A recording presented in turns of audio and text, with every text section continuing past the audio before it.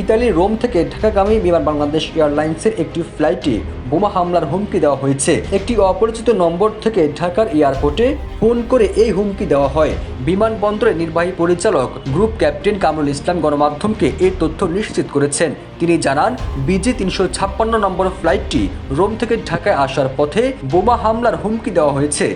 ফ্লাইটটি বুধবার সকাল 9টা 20 শাহজালাল এয়ারপোর্টে জরুরি অবতরণ করেছে। ফ্লাইটে 250 জন যাত্রী ও 13 ক্রুকে প্লেন থেকে বের করে টার্মিনালে আনা হয়েছে।